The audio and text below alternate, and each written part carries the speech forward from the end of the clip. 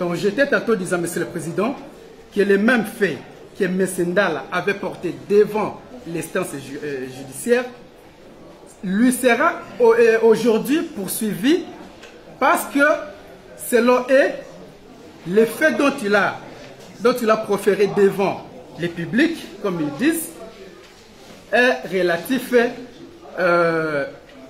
à l'infraction des faux bruits. Alors que nous sommes devant le tribunal de paix de Kinshasa Ngalema pour les mêmes faits qu'on n'a même pas encore connu ici. Il y aura une décision qui va aller à la contre de M. Ndala ou qui va condamner la personne qui est par devers le tribunal dont j'ai cité. Mais même si cela, Monsieur le Président, ne sera pas le cas, M. Ndala qui a saisi le parquet général pour les mêmes faits, qui a saisi l'auditorat militaire pour les mêmes faits, qui n'a pas encore eu même la suite réservée à ces plaintes, sera aujourd'hui devant vous pour une infraction qualifiée de faux bruit. Voilà pourquoi nous disons, étant donné que pour les mêmes faits, il y a déjà un tribunal saisi qui n'a pas encore prononcé sur cela, vous allez surseoir la présente action en attendant l'issue de l'affaire pendante devant les tribunaux de paix de Kinshasa Ngalema. Il est dans une cacophonie qui ne dit pas son nom, dans un quiproquo profond, au point que la République ne comprend pas la demande ou encore les préalables qu'il vous soumet. Tantôt il dit mauvaise direction. Pourquoi? Parce que les faits pour lesquels il est poursuivi ici, une autre personne devait en répondre. Tantôt il vous dit, non voilà, M. Ndala avait saisi le parquet, l'auditorat, l'affaire est pendante devant le tribunal de paix de Ngalema. Mais dans sa conclusion, il vous demande la surséance. Nous sommes en difficulté de comprendre. En droit, les notions sont précises, Monsieur le Président. Soit, il devrait plaider sur la connexité, soit, il devrait évoquer la litispendance pour nous permettre de les rencontrer et tirer les conséquences ensemble. Mais il ramasse les notions de droit comme ça. Et à la fin, il vous dit, surseiller. Vous allez surseoir sur base de quoi? Bien plus. Tout ce qu'il est en train d'évoquer, il vous dit, j'avais saisi le parquet. Il ne vous produit aucune pièce pour l'attester. J'étais devant l'auditorat, je suis devant le tribunal Ngalema. Il ne vous produit aucune pièce pour étayer ces allégations. Comment est-ce que la République va-t-elle le rencontrer parce qu'il ne circonscrit pas la demande qu'il vous adresse? Il est tantôt dans une notion de connexité, tantôt dans la litispendance, tantôt il évoque la précocité. Nous sommes en difficulté. Veuillez l'inviter, Monsieur le Président, à clarifier ses moyens. Quel est le moyen qu'il vous soumet? Comme ça, on va les rencontrer. Parce que là, il a versé vraiment dans une bouillabaisse qui ne dit pas son nom. J'ai dit, sous réserve d'un complément par mon estimé confrère. En rapport avec la mauvaise direction, vous avez l'exploit introductif d'instance qui circonscrit les faits. Nous sommes surpris de constater que, alors que M. Jacques Ndala, après avoir reçu régulièrement et lu l'exploit, qui renseigne clairement les déclarations par lui faites au courant du mois de septembre, il ne dit pas au tribunal que ces déclarations ont été faites par Madame Denise. Mais il vous dit qu'il est détenteur des vidéos où Denise est en train de faire des déclarations. L'exploit introductif d'instance qui nous lie tous est clair. J'aurais voulu entendre de la part de M. Jacques Ndala que tout ce qu'on a renseigné dans la citation directe, n'est pas ce que lui avait déclaré, mais ce que Madame Denise avait déclaré. Cela n'a pas été dit. Et donc vous direz que c'est à titre purement formaliste que tous ces moyens ont été soulevés. Je ne reviens pas sur l'absence de pièces. On n'a produit aucun acte de procédure pour soutenir tout ce qu'on allègue. Et donc, vous direz, ces deux préalables, recevables, mais non fondés, et vous allez poursuivre. Nous avons dit, Monsieur le Président. Dans une forme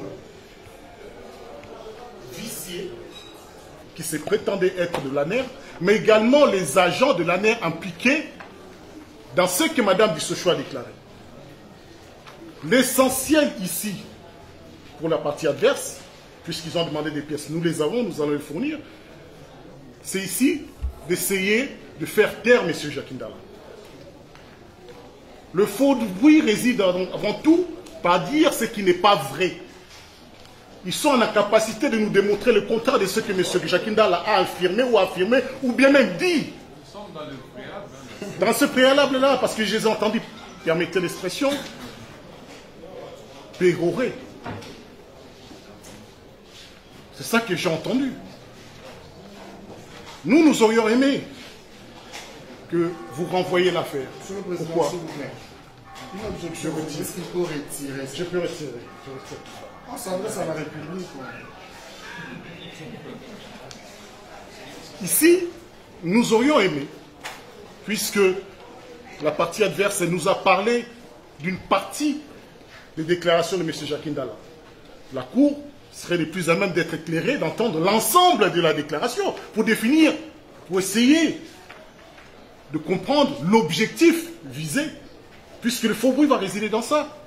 Nous considérons que tout ça n'a pour seul objectif que de faire taire un opposant politique, quelqu'un qui a subi ce qu'il n'aurait pas dû subir, mais qui a eu le courage de les dénoncer. Pour que nous ayons suffisamment des éléments à vous apporter, notamment cette interview, il faudrait que vous nous accordiez, en tout cas la défense de M. Jacques Ndala, le temps nécessaire pour préparer une bonne défense pour un procès équitable. Il a soulevé deux moyens, la précocité et la mauvaise direction. C'est en ça que la République était en train de réagir. Doit s'imposer. Votre honneur, je reviens, Monsieur le Président. Bien sûr, je vais les rencontrer. C'est pour cela que j'aimerais d'abord commencer par vous dire qu'une remise va s'imposer. Dans quelle mesure? Si, Monsieur le Président, nous avons eu le temps de soulever ces moyens, parce que c'est la première audience où les préalables sont soulevés. Raison pour laquelle nous soulèverons ces préalables et après les préalables, nous allons demander une remise parce que, Monsieur le Président, vous allez vous rendre compte que dans les dossiers, on a versé une pièce aujourd'hui. Et donc, selon la loi, une pièce doit être déposée 72 heures avant l'audience. Donc, je reviens, Monsieur le Président, je reviens aux moyens que j'ai soulevés pour rencontrer la partie République. Les argumenteurs du deuxième intervenant, qui a bien compris ce que M. Ndala a soulevé comme moyen.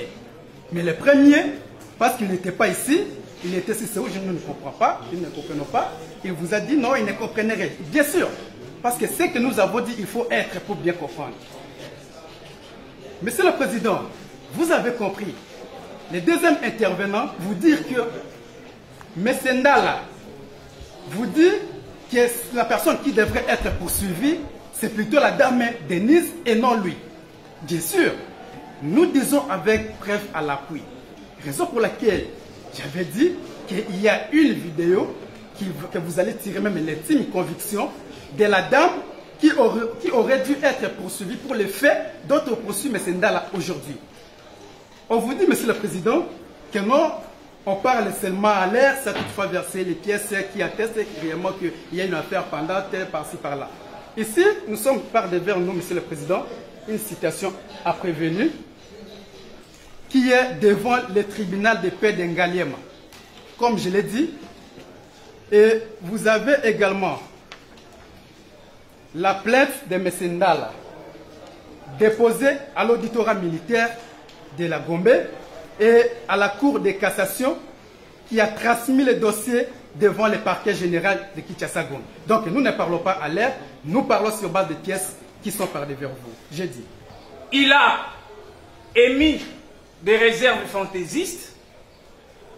Il a poursuivi jusqu'à soulever des préalables. Demandeurs sur ce préalable-là. Et nous sommes en train de les rencontrer sur ses propres moyens. Il est maintenant en train de chevaucher entre la prétendue nécessité d'une remise, mais c'est une demande qui se formule en amont. Ça se formule en amont. Lorsque le prévenu comparaît, il soulève même les exceptions. Il a donc renoncé à cette demande-là. Votre tribunal a même donné des béquilles à un moment donné au conseil de M. Jacques Ndala. S'il pouvait soumettre la demande de la remise, il a renoncé à tout ça de par son attitude. Voilà qu'on veut désorienter justement le débat parce qu'on a soulevé des moyens faibles. Et nous revenons sur ce que nous avons dit. La mauvaise direction suppose que l'action en justice a été orientée contre une partie qui n'est pas concernée par les faits. Et nous avons opposé à Jacques Ndala. Il a l'exploit entre ses mains. Est-ce qu'il peut nous dire si les faits qui sont repris dans cette citation directe sont attribués à Madame Denise ou à lui? L'exploit est clair. Je voudrais qu'on puisse élever les débats dans ce procès. Parce que tantôt, on a comme l'impression que Jacques Ndala vient de soulever un troisième préalable qui s'appelle faire taire Jacques Ndala. Non. Ici, nous sommes avocats. Nous venons plaider en droit. Si vous avez des arguments, avancez des arguments juridiques. Nous ne sommes pas dans un cadre politique ici. Nous aurions voulu être rencontrés. Et pour ne pas monopoliser la parole, je me laisse compléter en rapport avec les pièces qui ont été produites. Filer la gauche pour la RDC. Honneur à cette République. Voilà que le deuxième conseil qui vient avec un nouveau moyen. L'objectif ici, c'est faire taire Jacques Ndala. Elle avait été citée en Ngaliema pour comparaître. Mais cette citation vise Madame Denise Bissot-Choa. J'aurais même aimé que M. Ndala vous dise qu'il se serait fait constituer partie civile en Ngaliema. Il pouvait avoir un élément sur lequel s'arc-bouter. Malheureusement, il vous tend une citation à prévenir de Madame Denise Bissot-Choa. Mais c'est lui-même qui vient de plaider contre son moyen de mauvaise direction. Il est mal dirigé d'amener la citation de Bissot-Choa devant vous, qui n'est pas le tribunal de paix d'Engaliema. Il vous produit ça pourquoi? Parce qu'il y a des conséquences à tirer lorsqu'il s'agit de la litispendance ou de la connexité. On peut vous dire, bon, les faits sont litispendants. Bon, il y a une juridiction qui a déjà avancé avec l'instruction. Envoyez-nous là-bas. C'est parce qu'on ne vous a pas demandé ça. On pouvait vous dire, il y a deux demandes connexes. Voilà ce que l'article 144 prévoit. Rien de tout ça.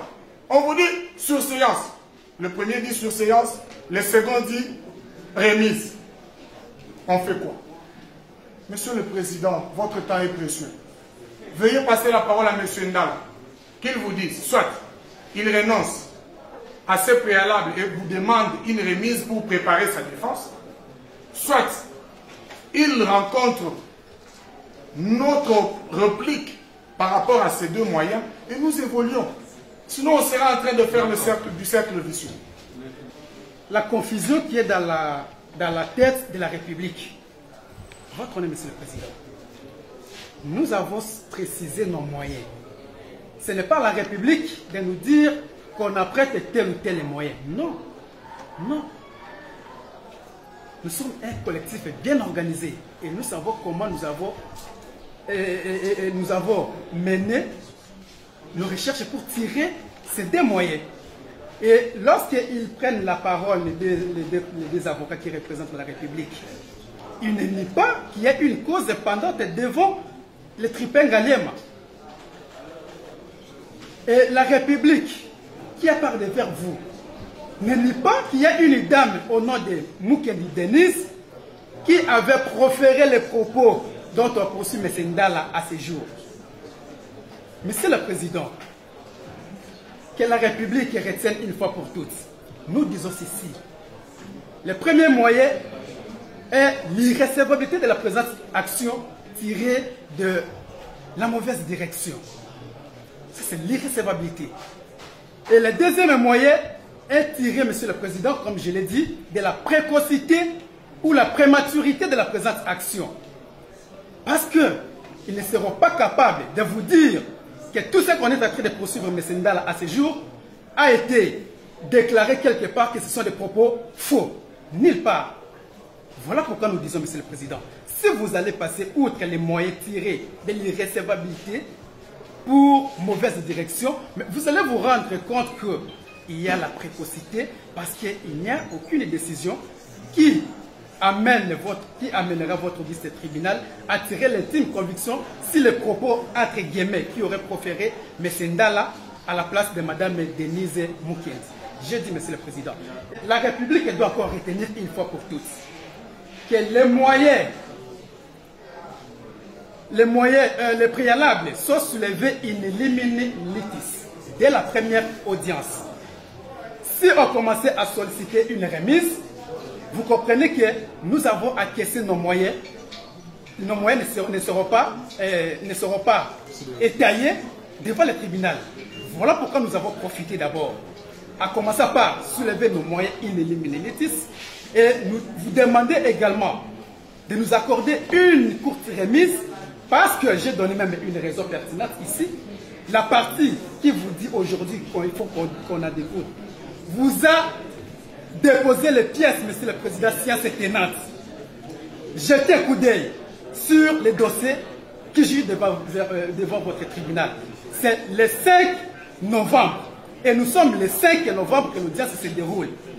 Votre nom, Monsieur le Président. Voilà pourquoi nous disons, en dehors de nos moyens soulevés, que le tribunal va prendre une décision, nous sollicitons aussi une remise. L'État pour nous d'analyser même la pièce versée au dossier. Nous avons dit.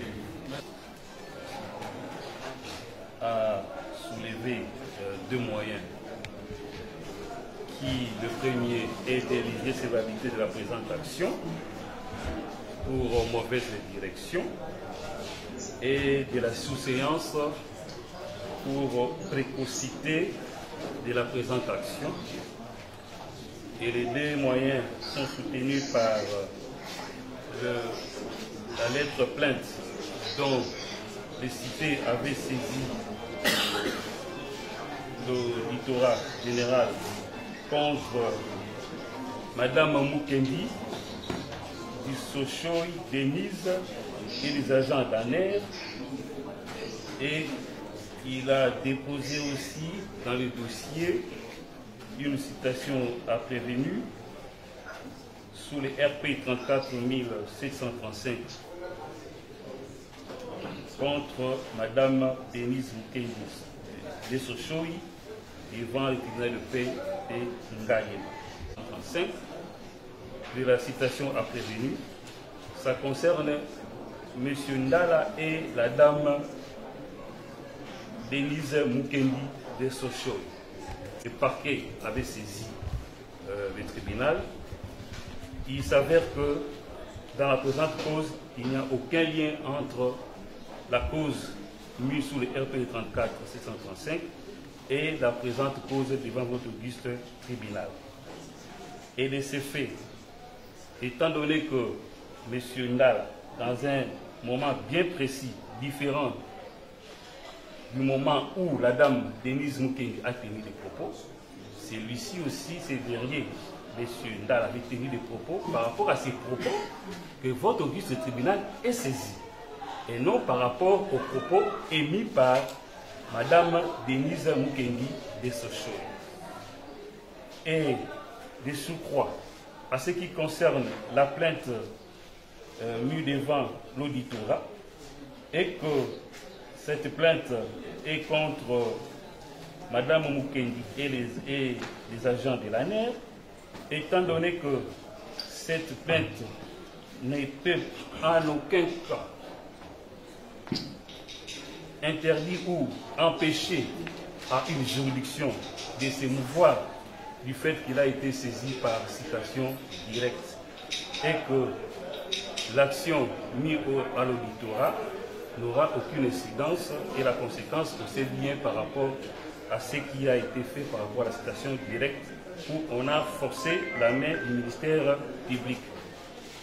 Au regard de ces moyens, à ce qui concerne la mauvaise direction, il s'avère que l'action est mise par rapport non pas aux propos émis par Mme Denise Mukengi, c'est par rapport aux propos émis par les cités ci présents.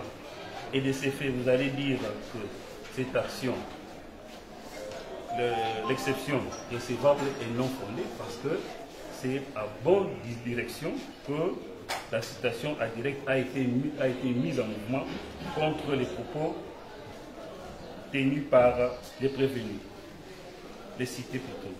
Et quand à ce qui concerne la précocité de la présente action, nous avons prélevé que, étant donné que les deux causes qui sont mises devant le tribunal de paix de Ngaliema et devant votre auguste tribunal n'ont aucun lien de ces faits, vous n'allez pas ce soir ou même penser par rapport à l'option de la connexité ou de la dispendance, étant donné que ça n'a pas été développé quant à ce. Et vous allez dire aussi qu'il n'y a pas précocité, étant donné que nous soulevons les propos tenus à un moment M différent du propos tenu par Mme Dissosoi, à un moment M différent de celui pour lequel on a saisi votre auguste tribunal. De ces faits, vous allez dire ces moyens aussi recevables et non fondés, et vous allez renvoyer l'affaire en prosécution en faisant ainsi venir des comptes, nous avons dit. Le tribunal, quant à lui, estime prendre ces moyens soulevés par les citants délibérés pour se prononcer dans le délai de la loi.